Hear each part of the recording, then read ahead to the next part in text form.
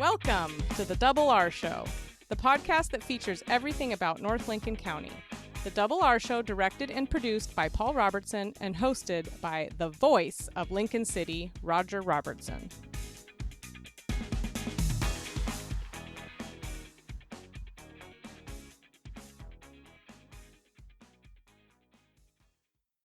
Welcome to the Double R Show. Dark skies, bright skies, all kinds of skies to look to the heavens on. Paul. Gotta look up and you'll see an amazing display in the month of June.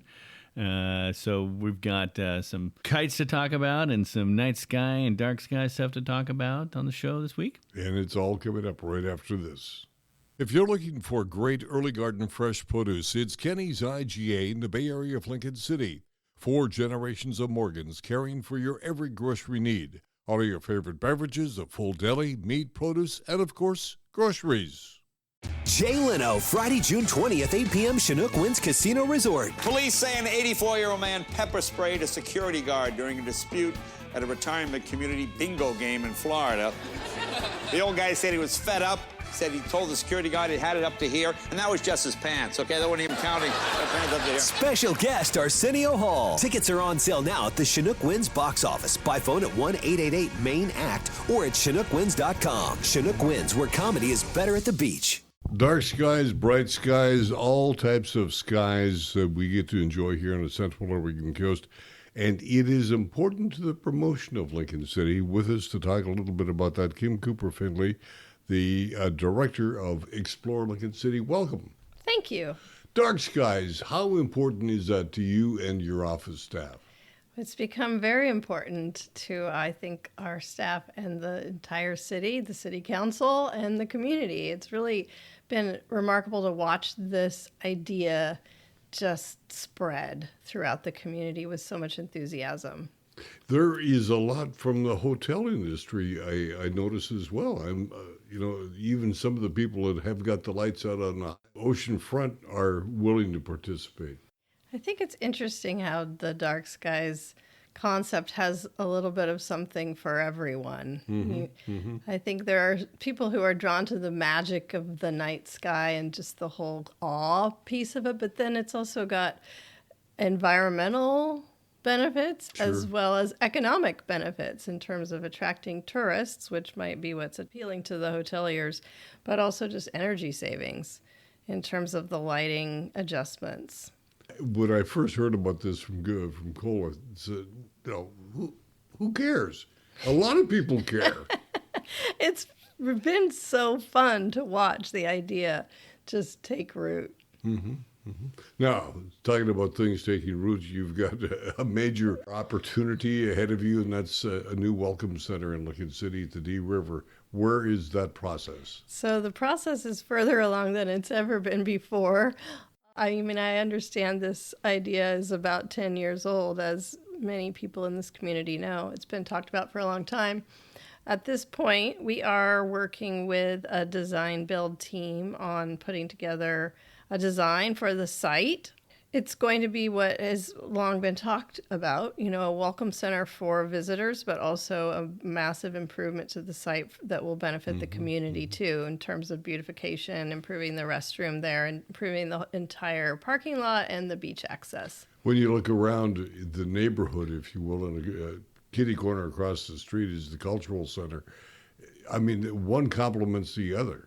Correct. And in fact, we're looking at the greater area and considering it the Lincoln City Welcome Center campus and looking at ways that down the road we can improve areas surrounding the Welcome Center site as well.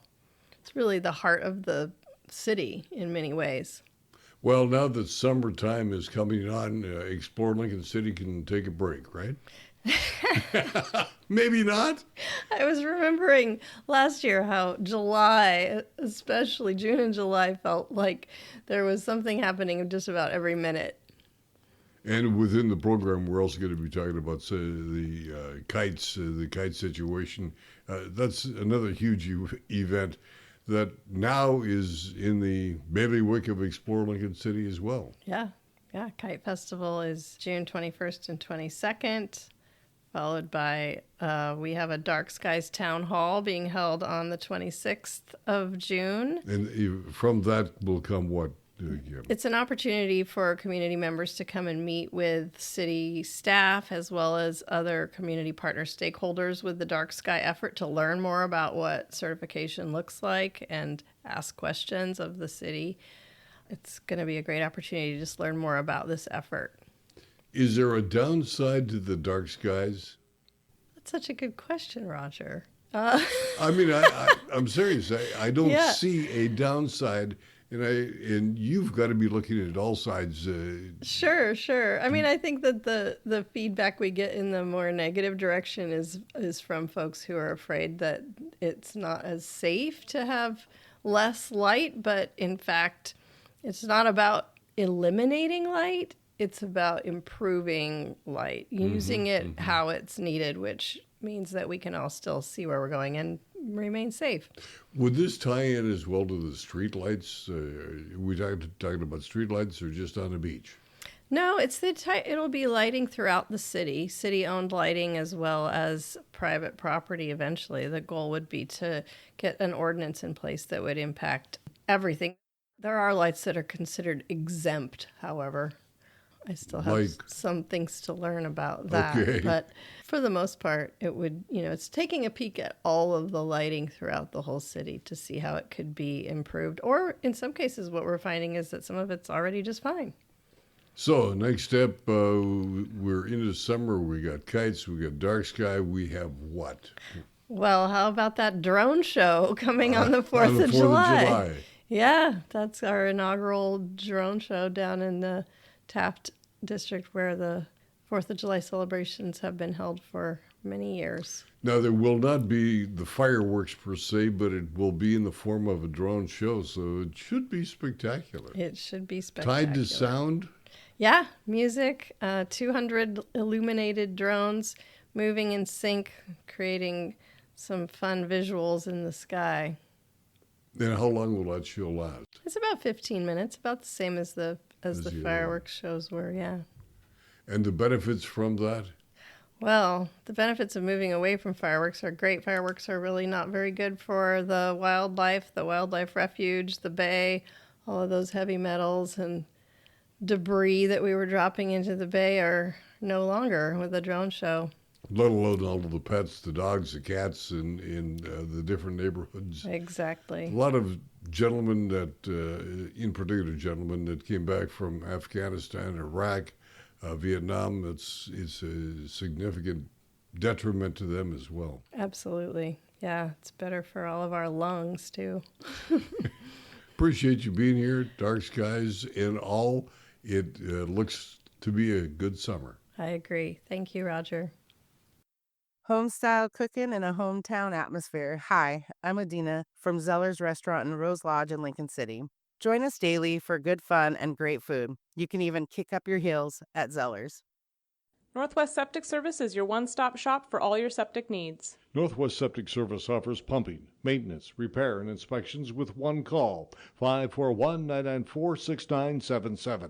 Buying or selling a home? Northwest Septic Service can inspect your sewer line or an entire septic system. Old or failing septic system? Northwest Septic Service can rejuvenate most drain fields, saving you thousands of dollars. 541-994-6977. Serving Lincoln, Tillamook, and Yamhill counties, Northwest Septic Service. Zantello Law Group has moved. I'm Josh Zantello, and our law firm is now located across from the Lincoln City Community Center on Northeast 21st. Our law firm of knowledgeable professionals stand ready to assist you in life's matters. The skies are alive with kites thanks to the work of State Representative David Gomberg and his wife Susan, to a number of other people for years that have staged a kite festival in Lincoln City, or two kite festivals in Lincoln City. It has now become the work of the Explorer Lincoln City Committee. Cole Finley is with us. Kites in Lincoln City are huge. Literally. Yeah, in so many ways. Not figuratively. Yeah. It's kites are a really, really big deal here in Lincoln City. The Lincoln City Kite Festival is the Summer Kite Festival, in fact, which is going to be this June 21st and 22nd. We'll be celebrating its 40th showing. of kites on the Oregon coast. That's so amazing. We're really excited for that. 40 years of 40 years plus, 40 years of festivals. 40 years of summer kite festivals. The Sure. Fall Kite Festival this year will be the 45th, and it's the original kite festival. In fact, was the Fall Kite Festival, but the summer will be 40 this year. I think of people like Steve Lamb and a number of other people that brought this event to Lincoln City, and it just continues to grow. It keeps on What's flying the on. magic of it? It's hard to like put into words because it is truly magical, and it's one of those things. As much as we can, show pictures and videos and whatnot on our end, it really doesn't do it justice until you see it in person. Because no pun intended, it really blows you away. Between the performing kites with multiple groups flying in synchronization, the individual kite flyers. There's one kite flyer who will fly on his own, like 3 to 4 kites in synchronization, and it's unbelievable. Now, you get kite flyers from all over the world, literally. All over the world. They've flown all over the world. They're the kite flyers for planet Earth. So we're thrilled to be able to welcome them every single year to Lincoln City. Okay, now the Summer Kite Festival, are there special events within? There are. So at the Kite Festival, there'll be special performances, like I mentioned, with the kite flyers. There'll be the giant inflatable kites, which, I mean, who would have thought that something the size of like a city bus could fly in the sky? It's incredible. We'll also be partnering with Family Promise of Lincoln City to have kite making workshops on site.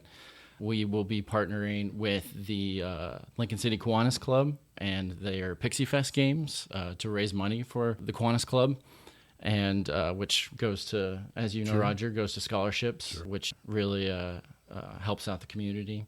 And there's new games this year for the Pixie Fest. Brand new games. So that'll be exciting. So definitely worth checking. Brand new games that well. don't take a week to set up. A week to set up and a week to tear down. Literally minutes, and one person can do it in minutes. It'll be really cool to see.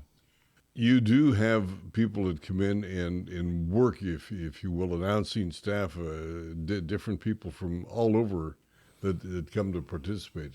Yes, including other vendors. Like we have Scout, who will be there selling Kite Festival merch, but we also have great volunteers who have been involved with the Kite Festival for many years, even dating back to that first summer Kite Festival 40 years ago. And realistically, it's hard to imagine the Kite Fest happening without their help. So we're really grateful to have them. Is there a difference between the summer festival and the fall? The seasons are the big difference, but yeah, true. There is. It's just an opportunity to, bring kite fans and kite flyers in multiple times a year. One festival a year just wasn't enough. For this particular year, we're looking at an expansion of the Fall Kite Festival too. So looking at trying some new things that we'll be excited to announce here in the coming months. And for those people attending, there are parking lots other than the Dee River. Yeah, it can seem a bit hectic to try to park at the Dee River during the Kite Festival, but we do offer shuttle services at the Lincoln City outlets where it's free parking. So you can park on the second level of the parking garage at the Lincoln City outlets for free and shuttle on over, and as well at the Lincoln City Community Center and shuttle over from there as well. And those shuttles run all day from 9:30 to 4:30. It's amazing the way the traffic will back up because people are just fascinated. They come past the Dee River, all of a sudden it's alive. Just to see it as you're driving by, it's a really, really big deal. So we're excited to have it come back again for the 40th year. Okay, 40th year for summer, 45 for fall at the Dee River. For the most part, it's always been the Dee River. As far as I know, yes. I was thinking of the only kite festival that I could remember in Lincoln City other than the one at the Dee River was up at Chinook Winds where they had the International Kite Fighters. Yeah, and I think they did some like indoor flying as well. Up at the high school, that's right. Yeah. Forgot about that. that's impressive in its own, to fly a kite without any wind. So, but we'll be hopeful for some traditional wind flying at the kite festival this year. You need to be careful of the amount of wind. Yeah, because if it gets too windy, it becomes very hard for the kites to fly. So, but we've had some good wind recently, so we're pretty hopeful for a pretty perfect kite festival. Some might say all you had to have is me standing out there talking, and you got all of the wind you need. I didn't say that. Cole, thanks for being here. And again, Kite Festival for the summer kicks off when? June 21st and 22nd. Thanks, Roger. We at La Roca are proud of our food, but don't take our word for it. Read the reviews. One person wrote, "The service was friendly and efficient." Another writes, "La Roca has become one of our favorites because it's authentic Mexican food." Wouldn't it be great to have all your insurance needs handled by one agency? This is Charlotte Lado with Farmers Insurance and the Insurance Store. Visit our office next to the Wildflower Grill in Lincoln City. Let us be your one stop for your personal, commercial, health, and Medicare insurance needs. Dark skies mean alive skies. And with us, Savant, thanks for being here. We're going to talk about the skies above. Absolutely. You are the person with the telescope, if you will, that sets up and lets people gaze into the heavens. I think it's a passion. I believe it is. And I think for most amateur astronomers, as well as some of us professional astronomers, I think that's an aspiration, something we really want to do, is to get people interested in the skies and what's up there. Do you do it as a profession or as an avocation, or? How about both? Okay. Which seems a little strong. Seems a little strange to be both an amateur and a professional at the same time. I retired from the Pan-STARRS Observatory about 10 years ago, officially. And then they hired me back, and then I retired, and they hired me back. The current score is 5-5, so I'm ahead. I'm retired. And for how long? That went on for about another 5 years. So it was about 5 years ago that I retired, finally and completely. Now, you've set up your telescope so people will have an opportunity to look to the heavens. And you'll be doing that again during dark skies, or are you just one of the many that are involved in dark skies?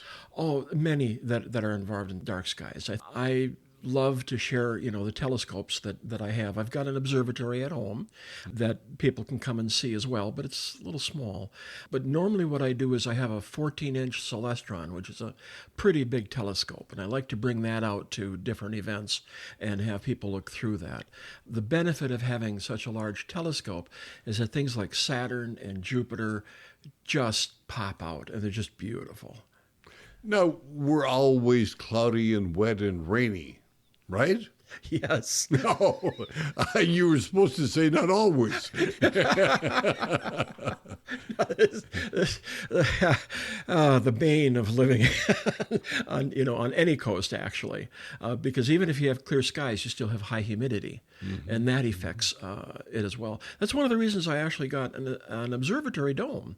To do astronomy and astrophotography is what I love doing. It takes about half an hour to 45 minutes to bring your scope out, align it properly, and get it calibrated and all of this. It's a lot of time. And if you have that many cloudy skies, you're wasting most of your time setting up and getting ready. But if you have a dome, you set up once. You click a couple of buttons and you're ready to go. And that's why I did it, so I can get on sky much quicker. Get on sky. I like that. That's intriguing. Get on sky. Yes. It's at Pan-STARRS Observatory, that's what we called it too. At most of the observatories, that's what we call it. Have you ever discovered or found something that you had no idea was there? Oh, that's a good question. I think yes, but mostly at Pan-STARRS Observatory, it was a team effort. So whoever was on sky, on telescope that night, gets the main credit for things, but we all sort of take credit for it. Some of the biggest things that we found, one is the visible light source of the first kilonova merger. LIGO and Virgo, looking for the gravity waves, and they found a gravity wave that they thought was a neutron-neutron star collision. If you have black hole collisions, which is what they normally find, there's nothing. There's no light. There's just gravity waves. But a neutron-neutron star has a somewhat large explosion. The problem with Virgo and LIGO is that they can only tell you that it's in this big general area of sky. And so they need somebody else, like Pan-STARRS, to go after and find it. Pan-STARRS is a very wide field of view, so we're ideal for scanning the skies and finding something. And we did. And we found the light signature of the first kilonova, which was pretty exciting because it opened up a whole new area of physics that there was speculation about, but this more or less proved it. You know, the light curves that came off of that proved without a doubt some of the physics that were behind it, which is pretty astonishing. You know, I think one of the other things that Pan-STARRS that we did is we threw out the book a number of times, at least a couple chapters of the book on astronomy a couple times. Threw them out, ripped them up, forget it, no longer valid. Now, is there a book that people that are wanting to become an astronomer should buy? There was a professor that didn't like any of the books, so he wrote his own, and it's available online, and I think it's something like Astronomy for the Mere Mortals. Very good. And it's written as introductory course, but it also has most of the important things that need to know about the study of stars. And it's written in a very easy to understand way. Now, once I got the book, I'm going to get the telescope. What kind of telescope should I be looking for, and where can I purchase such an item? I hate this answer. I hate giving it, and I hate it when I hear it. And you know what it is? It depends. It depends. It depends. I would certainly go for something that is more than $500, more than $1,000. Anything less than that, you're going to attempt to use it. It's going to be difficult, frustrating, and you're going to put it away. So I would definitely recommend going something larger than that. One of the things you want to look for is something called a go-to mount. And it's got a computer in it. And you basically just tell it what you want to see. And if you don't know what you want to see, you can have it bring up a list of what's available tonight. And then pick, and it'll automatically align the telescope, you know, and then slew over to the object and put it in your eyepiece. You know, there's two major divisions, I guess, in amateur astronomy. One is the visual, and the one is astrophotography. So I'm talking about visual. Astrophotography, you're probably starting around $6,000 to $10,000 before you even break into It's coming out of the gate in a big way. Yes, yeah. Astrophotography is very expensive, but there's ways to get into it by just slowly buying certain things and then building up.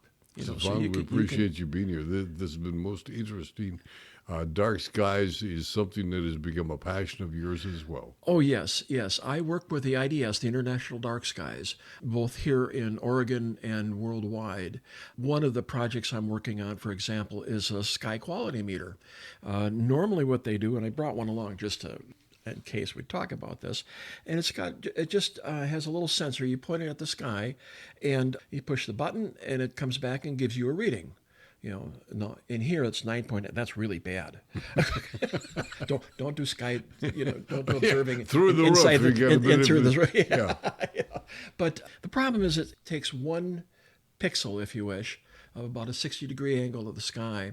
So me and another person got together and we're thinking of using an all-sky cam, which is a 20 megapixel camera that takes a picture of the entire sky and then calibrating that. So you've got 20 million points from all over the sky, which you can then determine what the true quality is. An example is, let's say you go out to Bear Park, I can't remember the Iqaluit Park, up on the Siletz River. And it's a nice, very nice, beautiful dark spot, and probably one of the closest truly dark spots we have here. And if you were to take a reading with this, you'd probably get like what we call a Bortle rating, a Bortle 4. A Bortle 9 is forget about it. A Bortle 1 is pristine. And here in Oregon, we are really blessed to have some huge Bortle 1 areas, some of the only ones in the U.S. Ickwich is about a Bortle 4 or something like this, but pointing up, that's what you see. If you take an all-sky camera and you take an image of the entire sky, you'll see the light dome from Lincoln City off in one area. You'll see the slight light dome from Depot Bay, and also on the other side, south, you'll see a little bit of Newport. So you can see that there's encroachment, coming in from the lights from the different areas. Appreciate you being here. Thanks so much. We'll be back in just a moment. You'll find a book for every occasion at Bob's Beach Books. Something to read as you relax by an open fire? We have it. Studying a particular topic? We have that too. Traveling to a far-off land? Discover it first by reading. Bob's Beach Books in the Ocean Lake area of Lincoln City? Come discover. Welcome back to the Double R Show. I'd like to remind everybody Lincoln City City Council regular meeting is going to be June 23rd, 6 o'clock in Council Chambers. And on Thursday, June 26th at 3 o'clock, the Community Sustainability Committee in their regular meeting. Of course, protect the magic of the night sky. We talked about this during the body of the podcast. Dark Skies Town Hall meeting coming up on June 26th, 6 to 7:30 at the Lincoln City Outlet, Suite 306. It is just a magnificent show in the heavens. Yeah, so, we're really looking at proceeding, hopefully, on this dark sky pursuit for Lincoln City. And, becoming certified for a community like ours could be pretty significant for our tourist economy and for the locals. Just a value of now accessing the dark sky, as you live each and every day. Each and every day. Coming up, we have the 4th of July parade out in Glen Eden Beach. This is Americana-ish at its absolute best. Yeah, and it precedes, of course, the drone show that same day, right? There on Siletz Bay. So you can bike to Glen Eden Beach and bike back down to the Siletz Bay. Never thought of biking out and back. Did it last year, Dave Price and I both did it, so it was a lot of fun. Glen Eden Beach Parade, and if you'd like to be part of the parade, there's a number of ways that you can do that, and they want you in the parade as well. The email address is warren@glenedenparade.org, or the website is www.glenedenparade.org. And again, they're trying to get everybody in line and ready to go in that parade for July 4th. It's going to be just a fun time. I so enjoy that parade. Yeah, and all the activities and food and the like that you can get access to that come out on the streets there that day is just a lot of fun. Talked about all of the activities on the 4th of July. One activity we'd like to encourage people not to participate in is don't bring your fireworks to Lincoln City and expect that you can shoot them off here and we pick up the mess from you. No, we don't want. The fact is, they're banned. Fireworks are banned in Lincoln City. Yeah, public and private display. So basically, sparklers and the like. It doesn't really matter. We're really just phasing them out of our community and enjoying that fresh air and celebrating the independence in a new way. In a new way, drones. Drones are going to be putting on the light show over Siletz Bay. Instead of the fireworks, it's drones. Interesting. It's going to be pretty darn cool, I think. So stay tuned for that. Coming up, the Lincoln City Chamber of Commerce Business Conference is on June 27th, 10 to 3. Workforce Solutions in the Ever-Changing Economy is the theme. And join for a full day of inspiration, innovation, and invaluable connections. From your side of the table, what's happening out at the Biosphere? Yeah, so a lot of events coming up as this drops. This episode is dropping on the 12th. On the 13th of June, we have one of our Exploriences. That's going to be at Knight Park. Christina Pasca is going to be leading that starting at 10:30. It's one of these Explore Lincoln City events, effectively. It's through their Exploriences, and it's just the Cascade Head Explorience. On June 14th, we have a new program, the Biosphere Beach Ambassador Program. Josh Haviland is out there at low tide, which is, I think it's 9:54 in the morning, a great, kind of 10 o'clock a.m. low tide. Go down, meet Josh there anytime an hour before or after low tide to learn about the tide pools there at 15th Street. And then on Dad's Day. Dad's Day. Yeah, on the 15th. Yeah, on the 15th of June here, we have 3 different estuary tours. So there's a 4 p.m., a 5 p.m., and a 6 p.m. Boat tour of the estuary at Knight Park. It's a 45-minute tour. They're just a lot of fun. They're probably going to be sold out if you haven't got your tickets yet. Check it out and see if you can still get on the boat. But that's Dad's Day. And then the last thing, just this next 1 week cycle here at the Double R Show, we're going to have on June 18th, Water, Water, Water. And that's going to be at the Pelican Brew Pub. It's a pub talk. And learn a little bit about water, and including how you brew beer with it. And you need water. Good there water. There you go, yeah. I also like to remind everybody, if you are a business and would be interested in being a sponsor of the Double R Show, it's easy to do. Just get a hold of us. Send us an email to Roger@doublershow.com. Or pick up the telephone and give us a call as well. And be more than happy to sit down and talk to you about being a sponsor of the Double R Show. We do appreciate those that are advertisers and those that are just sponsors. Yeah, the Double R Donut Club membership, which we just got a new membership. Mr. Ed Armstrong, I want to shout out to him. Way to go, Ed. Thank you, Ed, for all the donuts. And Helen, let's give Helen credit absolutely, as well. Yeah. And he wanted to credit how well you married, by the way. That was his comment, that Roger married well. And we can concur on that. Anything else your side That's going to do it. So I think I'm in trouble. That'll do it to the Dunes on the Double R Show. Please remember to like, subscribe, and share so you, your family, and friends around the world and across the street can join us right here on the Double R Show. For Paul and Jana, I'm Double R. Have a happy day. You've been listening to The Double R Show. Join Roger and Paul Robertson as they explore everything about North Lincoln County. The Double R Show, produced by Always Productions and hosted by Roger Robertson. Have a story? Email contact@alwaysproductions.com or call 458-201-3039. For The Double R Show, I'm Jana Grawn.